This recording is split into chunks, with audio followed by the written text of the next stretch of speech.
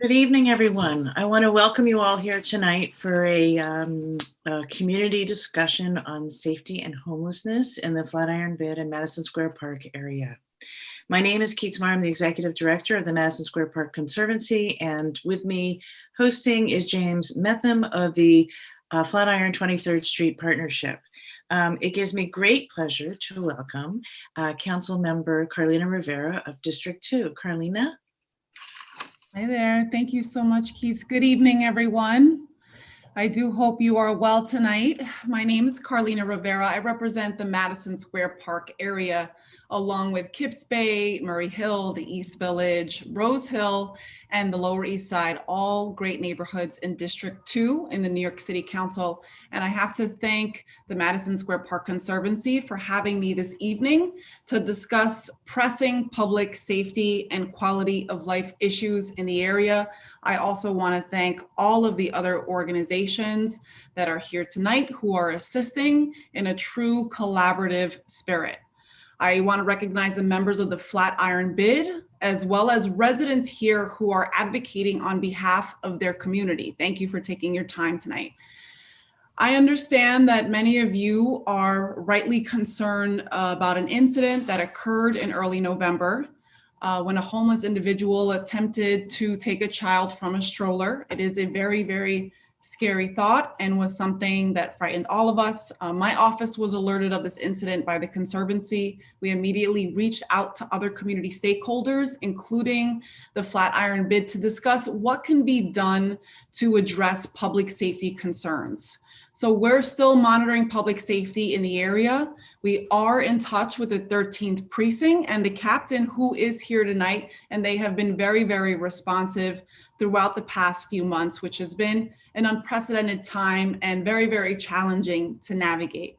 But regardless, we want everyone to feel safe in their neighborhoods and on their blocks. My office has been in touch with the Department of Homeless Services about this area and many others that have been identified. They have canvassed the area to offer services to homeless New Yorkers. My council office does fund these services, as well as a whole host of holistic and comprehensive list of services on homelessness services, but also making sure that we are keeping our blocks clean and well lit. At times, those services provided by these nonprofits are accepted. Many times the services are rejected, but regardless, it's helpful to know places and people that may need attention. So when you see a homeless encampment or you see someone living on the street, you should definitely call 311. This will trigger the Department of Homeless Services team to send outreach workers and other teams who can offer life-saving services. But in case you do see someone that may cause imminent harm to themselves or to anyone around them, or if you feel unsafe, please call 911. And I'm sure the captain will get into some of that tonight. I just want to reiterate that my office recognizes the weight of this incident. No one should be afraid to take their child to the park, and we will continue to take a proactive approach to public safety and work very closely, as we have been doing, with community members. So please know, just like this meeting, we are all coming together to find solutions to address urgent issues, and you can always reach out to my office to share your concerns. I'll make sure all the information is available if you don't already have it. And I really want to thank the Conservancy for bringing us together to have a really important conversation. And I do wish you all very, very well. Thank you so much. Thank you, Carlina. I'm really happy to share that right now we have, in addition to the panel, 115 of you of our community attending this meeting. So welcome again. As we all know, our city and our neighborhood has been under enormous stress, and we're facing issues that we couldn't have imagined facing 10 months ago. James and I have both received calls and emails and even bumping into the street conversations about a range of safety concerns from between traffic noise, homelessness, and crime. As Carlina mentioned, there was a scary event a few weeks back fortunately, the police and PEP and this hero who stepped in, the child was safe. It didn't come to anything worse than that. The BID and the MSPC, the BID and Madison Square Park Conservancy staff felt that a forum such as this would be an opportunity to bring key players in community safety together. I think we think it's important that everyone understand all of our, there's a lot of people on this panel and everyone plays an important and somewhat different role. And it's really important as we have this conversation that all of us and all of the residents understand what those roles are and the range of the roles.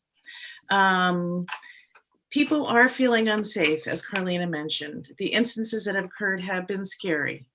As the community seeks to create a safer space for all of us, it is really important that we continue this partnership and this dialogue.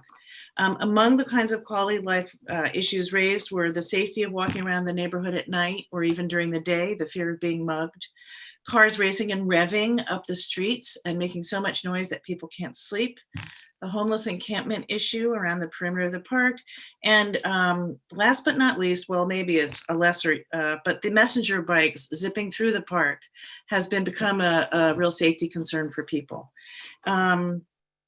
So for this discussion, I'm going to act as moderator, and we will open it up for questions once the panel has spoken briefly about their roles and their thoughts about where we are. And so please take the moment to put your questions in the chat. I can see people already are. And I will, once we get to the question and answer period, I will try and go through as many of them as we can. And now it gives me great pleasure to ask James Metham to introduce the panel. Take it away, James. Thank you, Keats. Thank you, Councilwoman Rivera, for getting this started. Again, my name is James Metham. I'm Executive Director of the Flatiron 23rd Street Partnership. We've been around as a business improvement district since 2006, if you may or may not know that. We're charged with enhancing and supporting Flatiron and Nomad, the greater neighborhood, as a vital district and neighborhood. And we do that, of course, by doing our best to maintain a clean and safe environment for the district's businesses, residents, and visitors. So it's obviously been a challenging year, but of course you've seen out in the district our terrific dedicated team of cleaners, our public safety officers, and our homeless outreach crew with the support of Urban Pathways. So obviously there's some real and perceived safety concerns around the district, and we're really happy to not only bring to bear the work that we do day in, day out, but together with this terrific and collaborative group of partners at the public and private sector to resolve some of the concerns. So tonight we have from the Department of Parks and Recreation, Manhattan Borough Commissioner William Castro. We have from the NYPD's 13th Precinct, Commanding Officer Deputy Inspector Steve Hellman. From the Department of Social Services and Department of Homeless Services, that's within that, we have Leilani Irvin, who's Manhattan Borough Director. We're joined by Tanya Tillery, who's the Interim Assistant Commissioner there, as well as Shane Cox, who's Interim Assistant Commissioner of Partnerships, Capacity Building, Strategy, and Street Homeless Solutions. Also from the Center of Urban Community Services, Serafina Payne. From Breaking Ground, who does the city's contracted outreach, homeless outreach work, Chris Cummings.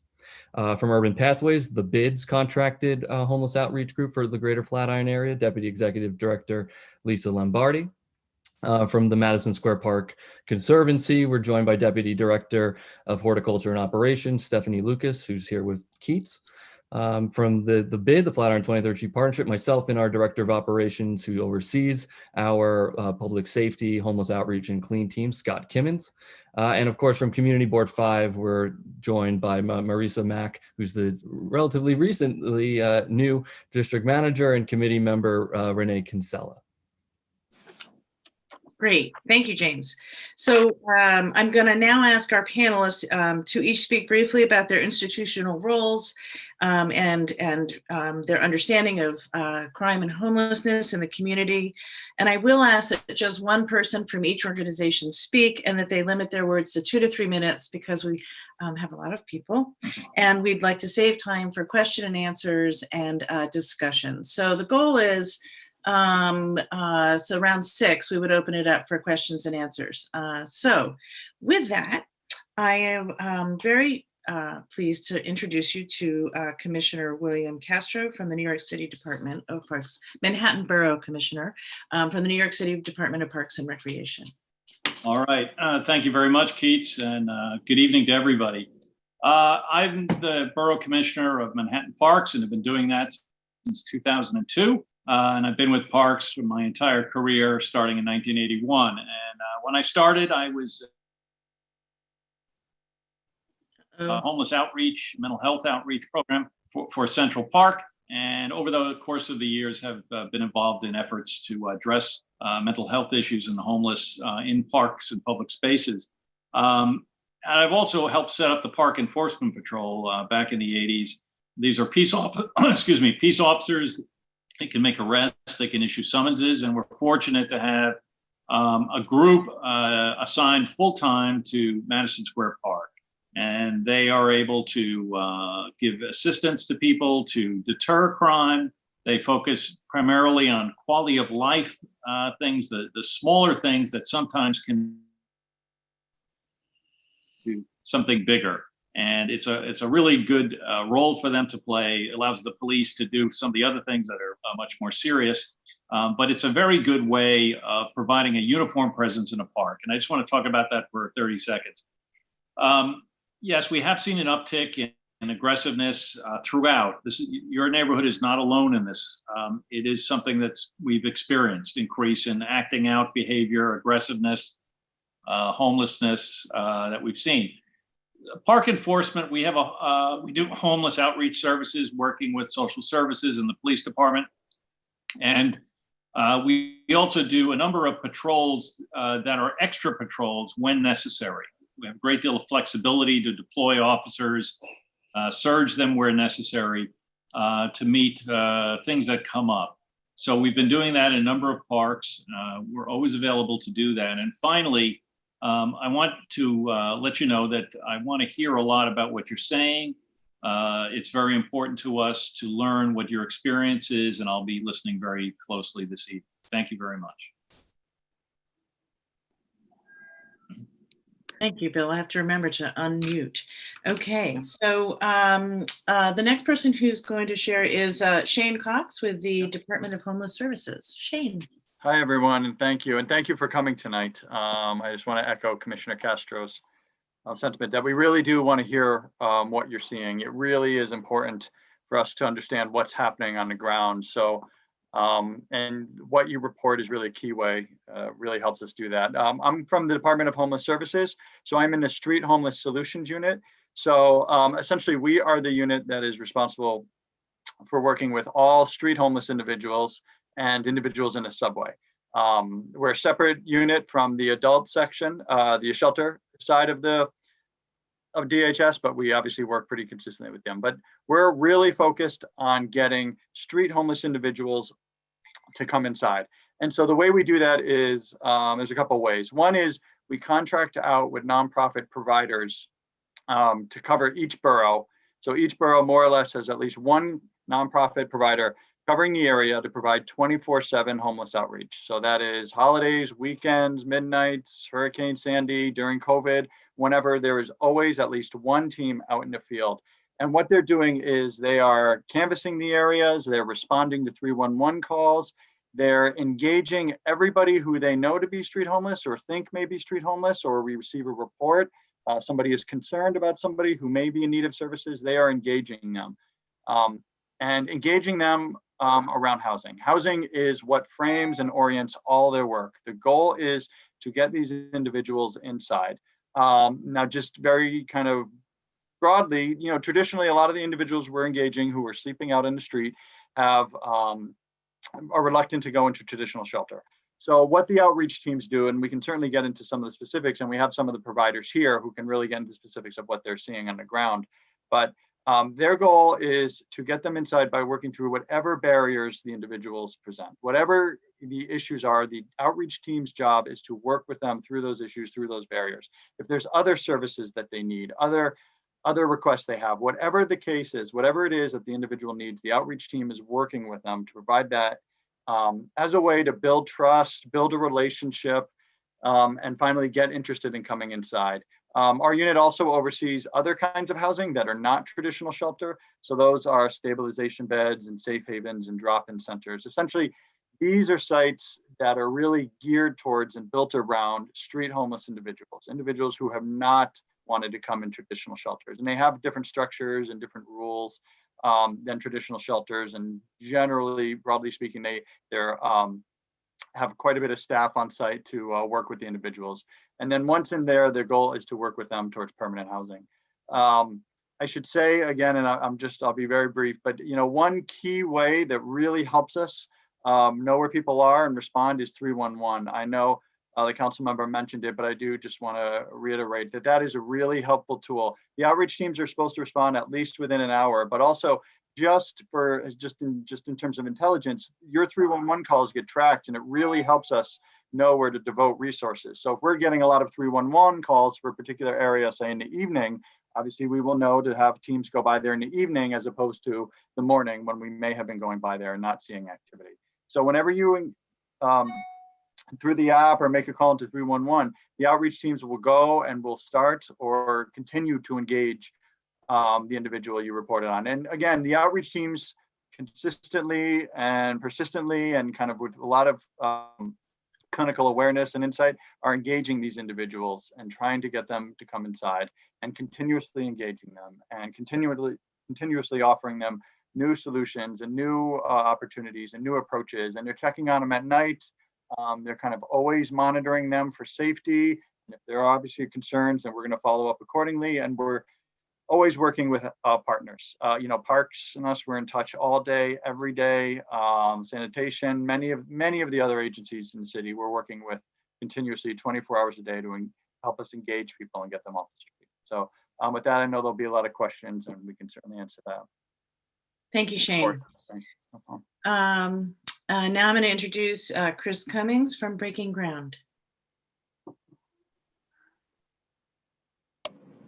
Hello, everyone. My name's Chris. I work for Breaking Ground's outreach team in Manhattan called Street to Home.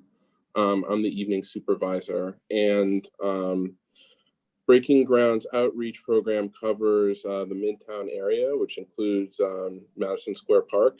And we have teams regularly going to that location every day at different times to speak with the people that are frequenting there with the goal of getting them into stable, transitional, and eventually permanent housing. Along that journey, we do also connect them with a lot of different other programs that around substance use and mental health. We do answer those 311s when they come in. They're, as has been said, an incredibly helpful tool for us in being able to come and get to know the people and help them begin the journey towards getting inside. Thank you, Chris. Thanks, Chris. And now Lisa Lombardi from Urban Pathways. Hi, good evening, everybody. I work at Urban Pathways. I'm the Deputy Executive Director. We've been working with the Flatiron Bid many years. So since I've been there about 2009, it's been part of our work together. Pretty much what we do, similar to everyone, but we are out every single day working with Scott and working with James every single day from about 7:30 to 3:30, going in the bid district, that whole area, and trying to get our clients inside services. Of course, we have some chronic clients that unfortunately just choose to stay outside. I think what's key here is I think we work with the police, we work with the parks. Partnerships are really important. We work with Breaking Ground, we work with MOC, we work with everyone trying to work together. I think that has been more relevant in the last several years because we're all doing the same work. We're all trying to get our clients to come inside and to accept our services. And, when that happens, we see a lot of progress. We see a lot of positive outcomes that unfortunately not everybody gets to see. We tend to see the negative and the serious thing that sometimes goes out on the street. But I think every client we're aware, someone will call and say, hey, client on 25th, 26th, whatever, Scott will call, and we really, really do know the clients. And we keep plugging away. So I think it is about the relationship. It is about the partnership and hopefully the placement. Urban Pathways has many, many programs throughout the city. We have safe havens, drop-in centers, supportive housing, scattered site, transitional, everything, permanent housing. So we kind of meet the gamut of everything. The key is trying to get our clients to accept those services. And sometimes I always say homelessness is very, very complex. It's not that easy. You have the mental health side, you have the substance abuse, the combination of both. And sometimes people really just don't want to lose their independence. Whether we agree with it or not, they just don't want to lose their independence. So we work cautiously and carefully to try to, give them the respect they need and try to help them accept those services. And some of them that do really see it and then pass the word that, coming inside isn't so bad. So thank you for inviting me tonight, and hopefully we can continue to work as a team. Thank you, Lisa. And now it gives me great pleasure to introduce Steve Hillman from the NYPD. There's been one request, that the people who have data about increases in homelessness or crime reporting share that data.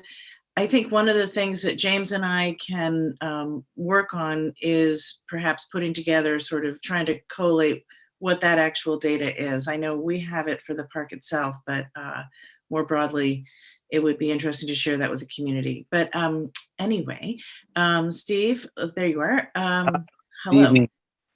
And don't worry, I'm all about statistics. A brief overview of crime in the 13th precinct. The 28-day, which is the period that we analyze, the past 28 days where we see crimes in clusters, we're down 32%, which is a total of 60 crimes. And for the year to date, we're down almost 14%, almost 300 crimes. So, statistically, as we look, almost down across the board in every category for the year to date, including we're down in robberies, we're down the crimes that we are up in, assaults and burglaries. A lot of that is attributed to those few days in June when the felony assaults, about 30 of my officers or officers that are working in the area were assaulted. We'd be down in felony assaults, as well as the burglaries during the looting. We had a very large amount of burglaries, so we're up for the year, and that's attributed to that. Although we're down a lot in crime, I drive around, I get the complaints. I don't drive around with blinders on. I see the quality of life issues. This is a great forum to get even more complaints out there so I can see what's going on. You can let me know. But with the councilwomen, with James, with Scott, we're always speaking. We work with Department of Homeless Services.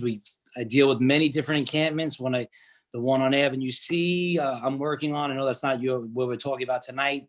First Avenue, 15th Street, we removed her.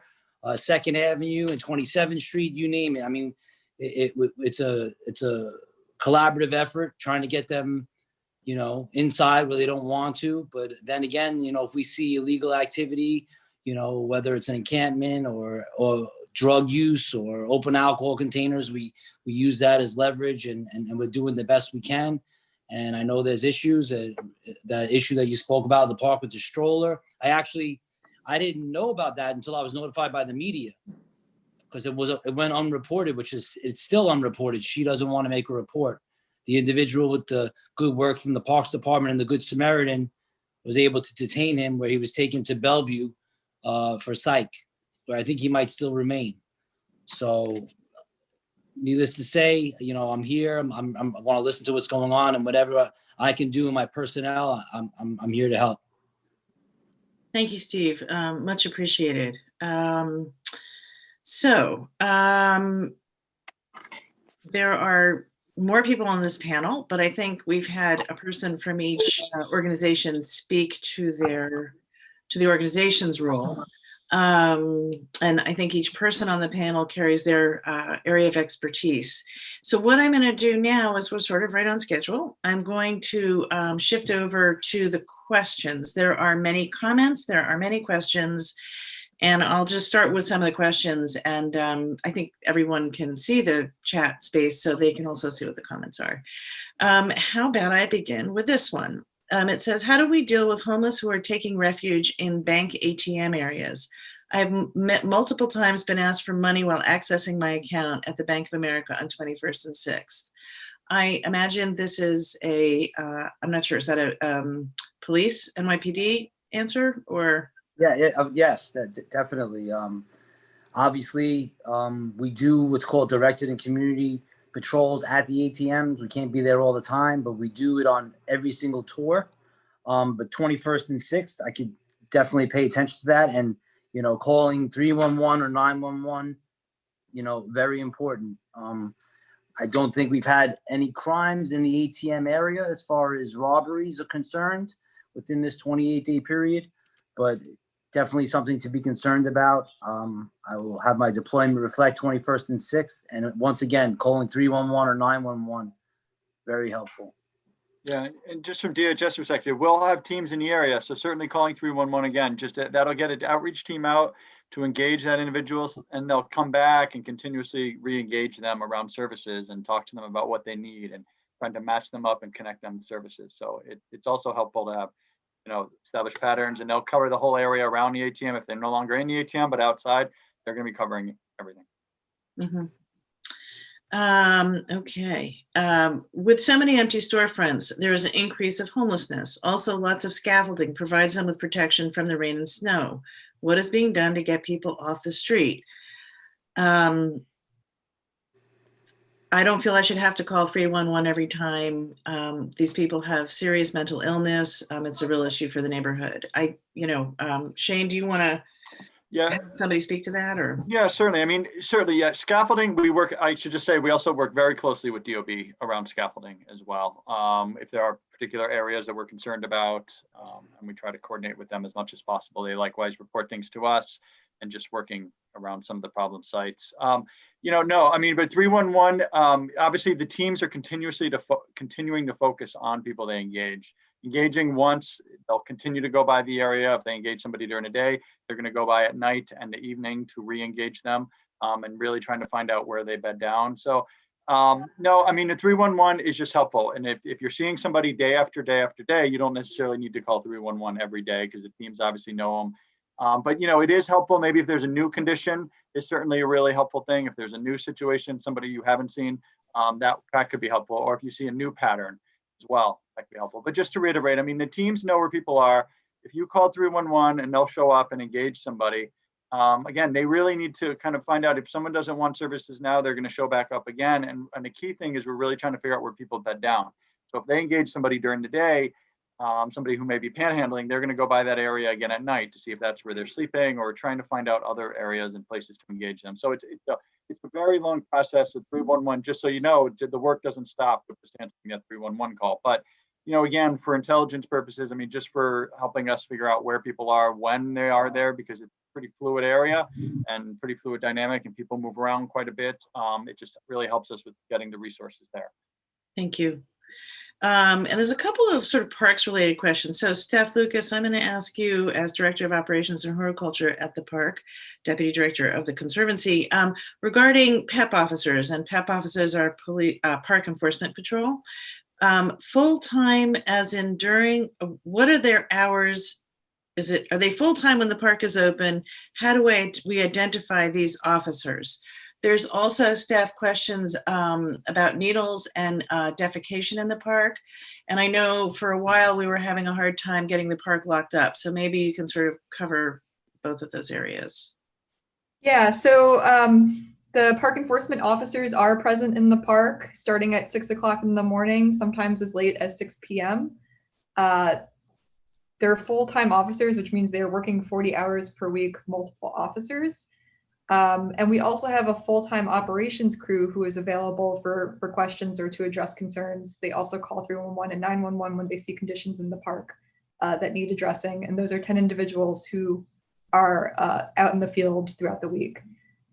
So I'm not guaranteeing that you will see an officer every moment of every day while the park is open, but know that there are officers present who are patrolling the park while it's open.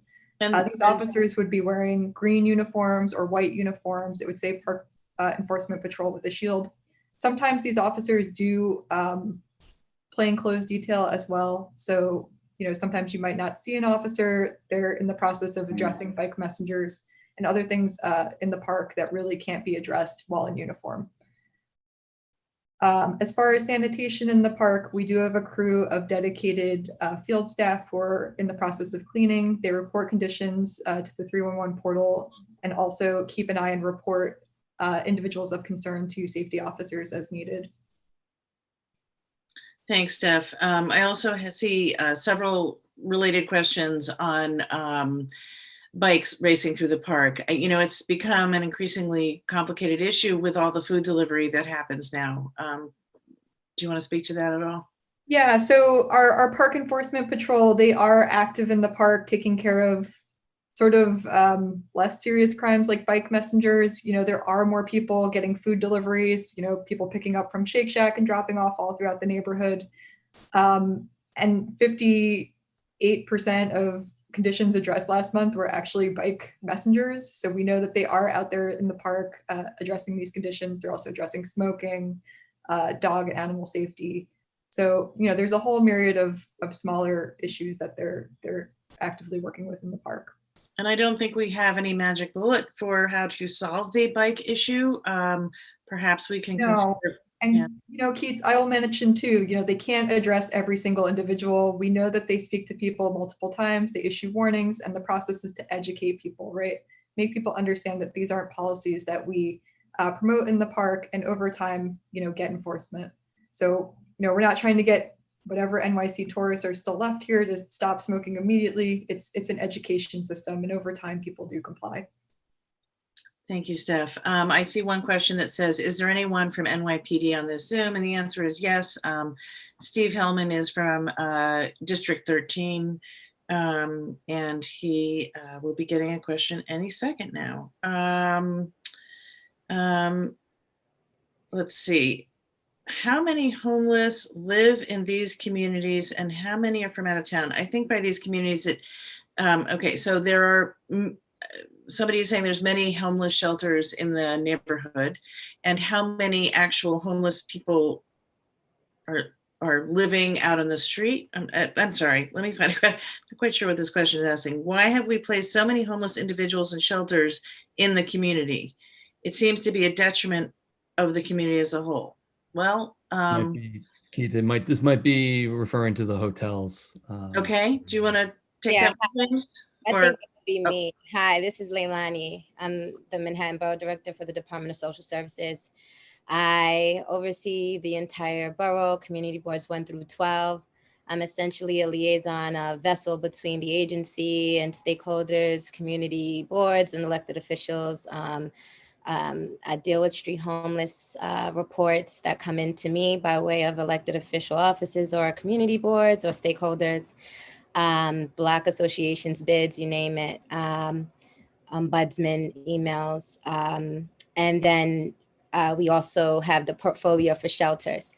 In light of COVID-19, we immediately, the agency moved swiftly to move all of our single adults who are living in congregate shelter settings out of those settings and into hotel settings where we can reduce, you know, the number of individuals living together in close quarters so that we can effectively practice social distancing. As you can imagine, it's really impossible to social distance a room of 10 or more individuals sleeping in close quarters.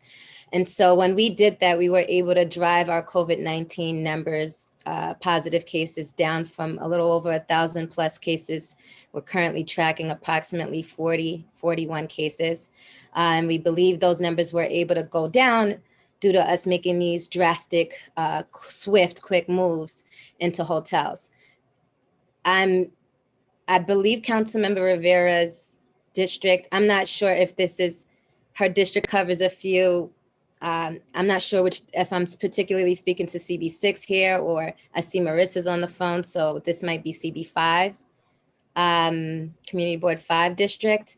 But if we're talking about those density reduction hotels, yes, we have approximately 11 density reduction hotels in Community Board 5. We moved our single adults out of those settings and into hotels. These moves are temporary. We are working proactively around the clock with providers, ensuring that services are still being provided to clients on site in these hotels. As you can imagine, it's scary for everyone, especially our clients inside of shelter. Testing, we're doing testing at all of our sites, including these density reduction hotel sites. We've ramped up the ability to now provide testing to every individual at these locations and sites. Should anyone produce or present any COVID-19 symptoms, we have a check-in system at all of our sites. So you have providers that do wellness checks, wellness rounds with our clients. And when they do their rounds, they ask them a series of questions. The same with our street homeless outreach teams. When they're engaging folks on the street, they too also go through a checklist and run through a gamut list of questions to inquire if anyone is presenting or is experiencing any symptoms. And should they kind of check off the box of an individual who presents these symptoms, we all have a policy and protocol procedure in place inside of shelter as well as for street outreach. We immediately isolate that individual. We have isolation density reduction locations for anybody who tests positive for COVID. So when the pandemic first broke out, you may have had an individual who would come into the hospital, would need to be released to be quarantined, but did not have a home. So instead of them going into the shelter setting, we had isolation hotels for those individuals coming into the system or for those who are already in our system. And so that's how we've been managing and addressing individuals in the system as it relates to COVID. I know a general question and inquiry that always comes up is, when are we going to be exiting out of these hotels? We are in close communication. We're following our guidance from the CDC and the State Department of Health. That's who we seek and get our guidance and direction from.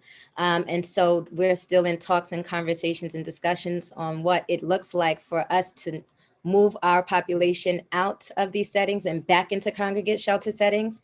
We're not there just yet. I don't have a definitive date or to share as to when that will happen. But it was flagged and we were warned that around this time of year, the CDC did anticipate that there would be an uptick, and which is what we are seeing. We are seeing that there's an uptick.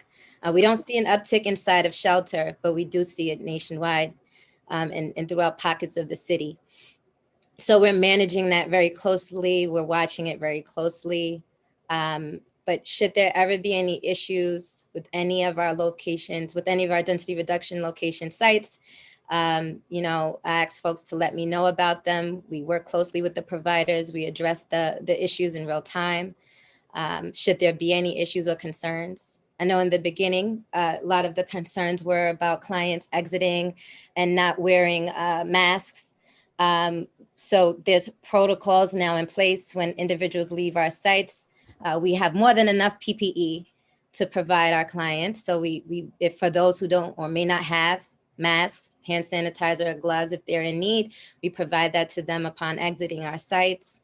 We do security patrols at our locations. We have security that they do just basically rounds around the facility or the hotel, just to ensure that we have eyes outside of these sites. And just monitoring it. Our goal is to be good neighbors in community. We're super responsive should there ever be any issues or concerns, but I'm looking forward to, thank you for having us.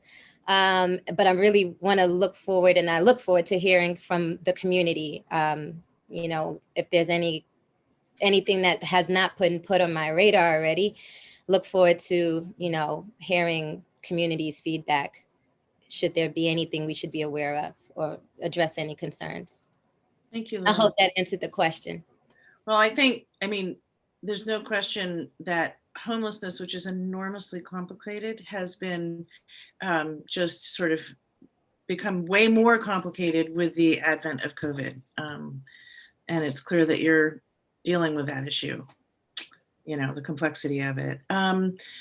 There is a question, and the questions move so quickly that it is hard to track. There's a question about how many police officers are on foot patrol during the day, in the evenings, and overnight. Steve, can you speak to that? Yeah, hi. We, and along with the rest of the city, we follow the NCO philosophy. As far as foot patrols, I don't have any foot posts, people walking a beat, so to speak. No, we have the 4 NCO sectors, the NCOs. I'm with sorry, for the NCOs, uninitiated, what's an NCO? a neighborhood coordinating officer. Thank you. So there are 4 sectors. Each sector has 2 officers, where you know they're personally in touch with the community, followed by a sector car, a steady sector car for those areas, and then a response auto. And prior to, I mean, the city, even though the 13 precincts down in crime, and we have a recent uptick in crime citywide, violent crimes, but prior to COVID in the summer, we at a historical low, and that was attributed to the NCO program. But to answer that question, I don't have any foot posts. Thanks, Deputy Inspector Hellman. Just somewhat of a piggyback on the general question. We've noticed, and you've probably seen in some of your own analysis, an uptick in some crime, drug dealing on the Upper Broadway section, kind of between both precincts. This is the northern area of 13th to 13 and the beginning of Midtown South between 25 and 31.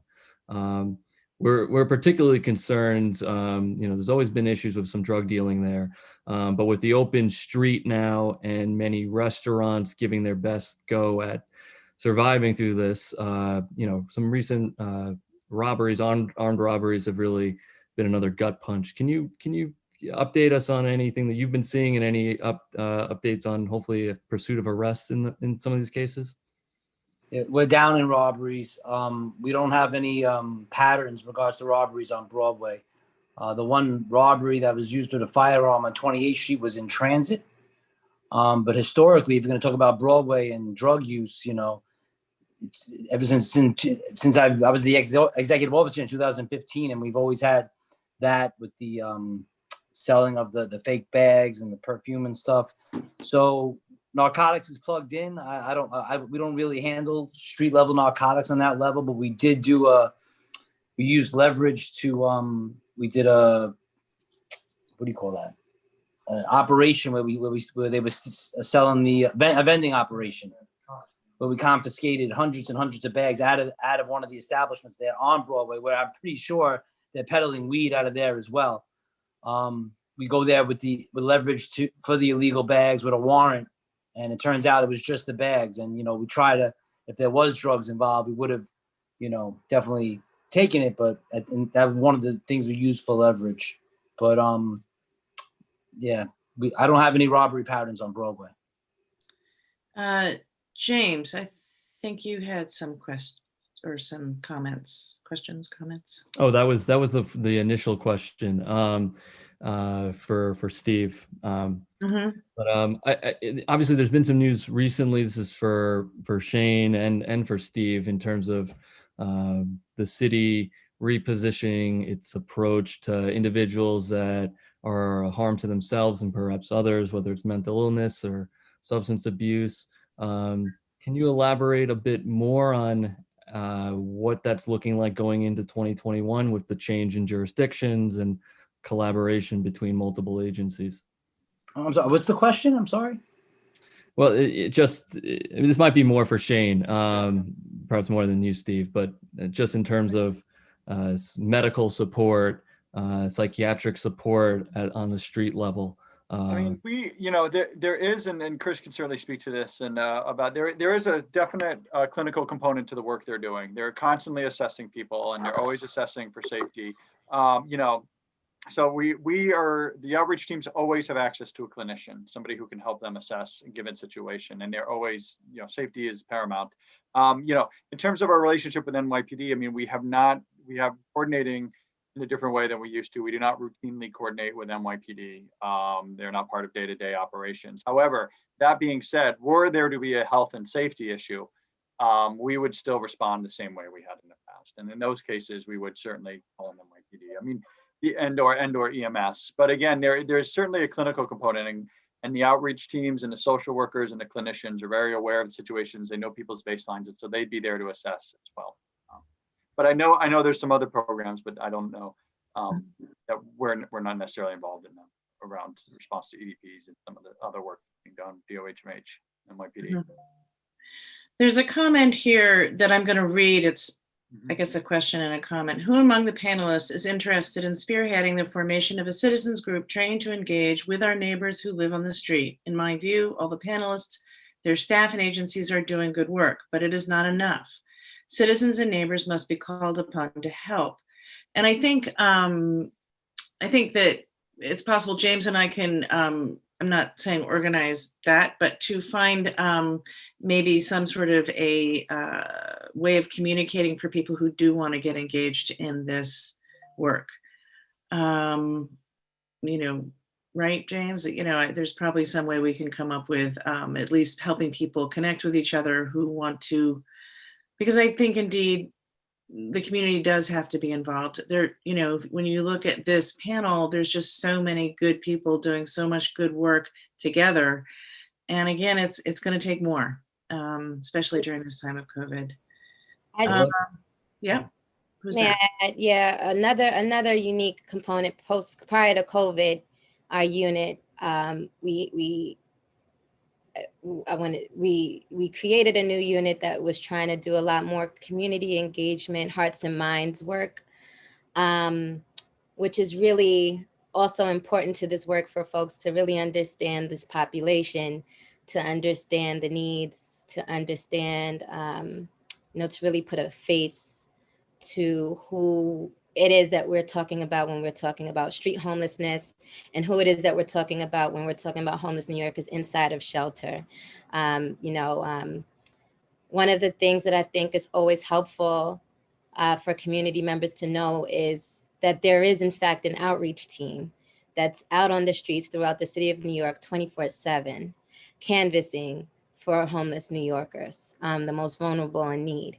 A lot of folks don't know that basic info, like top line. It wasn't until I started this line of work, I had no idea that the agency had an arm of teams that go out to canvas for homeless New Yorkers. I also didn't realize that I myself as a civilian can call 311 to request support for someone I'm observing who may be in need. It wasn't until I started doing this work that I realized that that was a resource and tool. So I think if we can really message that to everyone in community, would be really helpful. As Shane and the councilman spoke to earlier, you know, that 311 is metrics is a system that we really look at, and it kind of, it highlights where the needs are, what time of day they need to be canvassing. So it's a tool, a data tool that we really rely on.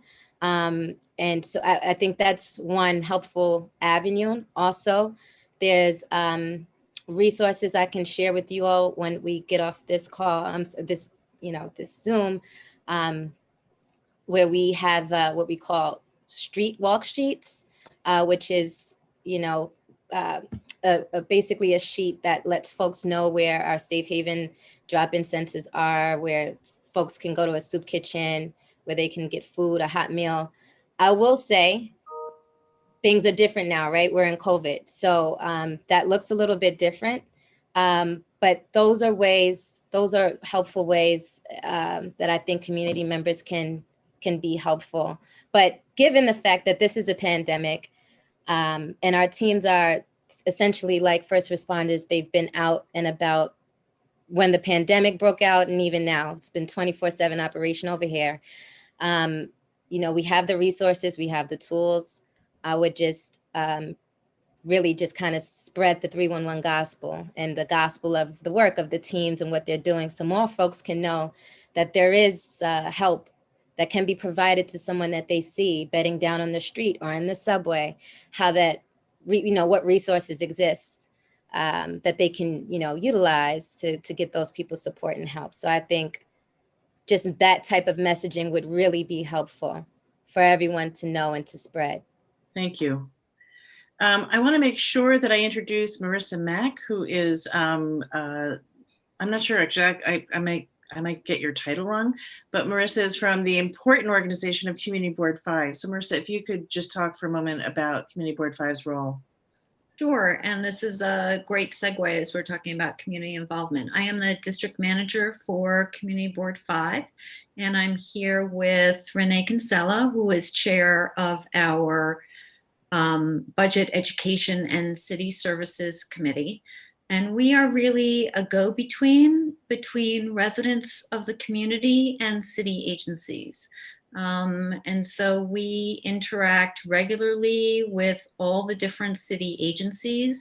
We do direct constituent services and address issues of concern to the community, both through our committees, through the various individual committees that sit within Community Board 5, and through our office, which interacts with the agencies. So for example, we had Renee brought Department of Homeless Services and many of the same panelists that you see here to her committee meeting just a couple of weeks ago to address the issue of homelessness and the temporary homeless hotels cited in the district. And we regularly speak with the local precinct, with the Parks Department, with the local bids, the park conservancies, and we're really here to try to make sure that the agencies and the work they do are accountable to the residents of the community. So you can, when you file 311 complaints on any of these issues, if you let our office know, we can do some of the follow-up around that issue. You can always find us on our website, cb5.org. You can call our office, which is 212-465-0907, or email us at office@cb5.org. Again, my name is Marisa. You can reach me at marisa@cb5.org, and we are listening carefully to the issues, and we'll work with all the agencies to try and address them. Great, and I do think that we should absolutely be talking about how people can organize and perhaps through the community board as a sort of conduit. Yeah, very happy to work with you on that. Awesome, that's great. Let's see, what else am I seeing? There's a question that's come up twice. Why are the gates up at Asser Levy from 24th to 25th Street? Anybody got an answer for that one? Bill? Yeah, there's construction that started on the East Side Coastal Resilience Project. And as part of that, a wall is being constructed north of the recreation center. But so part of the park is a construction site. However, I made sure that the contractors and the agency kept open access to the park for now. For the track area, so for about half of the park. Which park is this, Bill? Asser Levy. It's on the east side. It's on 3rd. Sorry, it's not your neck of the woods, but it's. But we deal with everything here, and anyway, it is open for use, and until the construction gets to a point where that may be a little dangerous, and then we'd have to close the park. But we're going to try and maximize the amount of time that the park is open, and if we can keep portions of it open all the way, that's what we'll do. Okay, thanks, Bill. There are so many comments here on and there's definitely themes that are coming up. One theme I'm seeing a lot of is the biking issue, bikers running through the park, but also just sort of bikers riding crazily through the streets in general. There are lots of different issues here. I think one of the things that my staff can do is we can sort of take all of these comments and try and sort of clump them into different areas of concern. I don't think there's anything that's surprising here. I think, and James, you know, see what you think. I think there's a desire for data on what's happening in the neighborhood. I think people will be surprised when they hear that crime is down. It is certainly something that we've heard in terms of the data from the police and what we have seen in the park itself. Yeah, I think we as a partnership tend to pride ourselves on being a clearinghouse for information and data and try to put it to action in terms of the services and programs that we try to deploy on behalf of the neighborhood. In terms of, homeless outreach, I don't think it's a surprise that we've seen an uptick since the pandemic started. We don't need to go into that. Everyone's aware of it. But some of the solutions and collaborative efforts that have been suggested here are open to exploring. Absolutely. I would ask CO Deputy Inspector Hellman, just, for a lot of residents, workers and such that are getting their information from Citizen and other apps, there certainly comes off as there being an uptick in crime versus what the reality perhaps is, right? Yeah, well, I How get can that we- question a lot when Yeah. people use that app, Citizens app. If I listen to my radio on a day, I'll be dispute with a knife, shots fired. The shots fired, a car backfiring, dispute with a knife. There is no knife. So if you're listening to Citizen app and they're telling you there's a man with a gun, unless you're going there, responding and investigating it, I'm sorry to inform you, it's not confirmed. So the Citizens app is not an accurate depiction of the crime that's occurring in your neighborhood. Am I saying not to be on it? Am I saying if it gives you entertainment to listen to it, that's fine. But that's not accurate. I personally found it so stressful that I got off of it. Yeah, well, if I shut my radio off, I always have it on. So, I've been doing this for 28 years. When you hear the radio, when something's really happening. We need assistance over here. Get a car for a whip.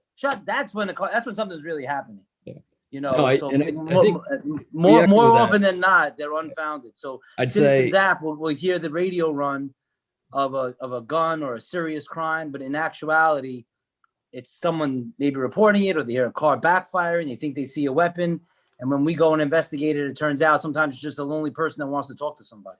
So it's not I that. think some of it, and Scott from my team has pushed it on me to take anything on Citizen with a grain of salt. I do think, just given the level of apprehension because of the pandemic, and then a couple of isolated incidents that we've experienced over the past 6 months, we tend to be, we get asked about it, especially get confirmed for us. But So when there's I gave it my opening speech and told you about the statistics, yeah, we're significantly down in crime.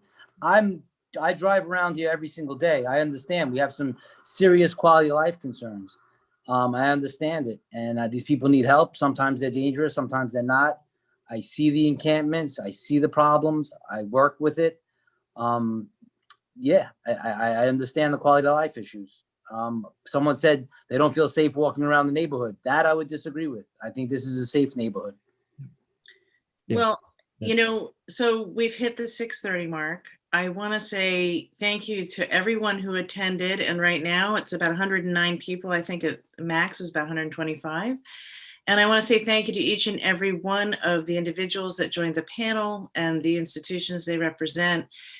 It is enormously complicated in the best of times. And we are now in this place where everything is harder, even just going to the grocery store. So, the issues of safety and homelessness and crime and everything are just that much harder. So thank you all for the work that you do. Yeah, go ahead, James. One thing, if I can get a quick plug in, thank you, Keats. Really appreciate you putting this together, and really thankful for all the panelists for the great work that they do, and all the attendees for chiming in. If you do want to make a quick impact, the partnership has started a Gifts for the Greater Good GoFundMe campaign to support local businesses, purchasing gifts at local businesses in the Flatiron Nomad community and providing them to families, men, women, individuals at both the Harmonia Shelter on 31st Street, as well as a great nonprofit in our district, Hearts of Gold, who works with homeless mothers and children. So I'll put the link in the chat here, and hope, if you're interested in throwing $1 or $2 towards that, the bid will match every dollar up to $10,000 to buy about 450 gifts for our our homeless population. Awesome. And so to all of you, I think Marissa, James, and I will put our heads together and think about ways of giving you a place to connect, and so you can work together to make our community continue to be as amazing as it is. So thank you, everyone. Good night. Good night. Thank you. Many thanks. Good night. Thank you. Thanks, everyone. Thank you for having us.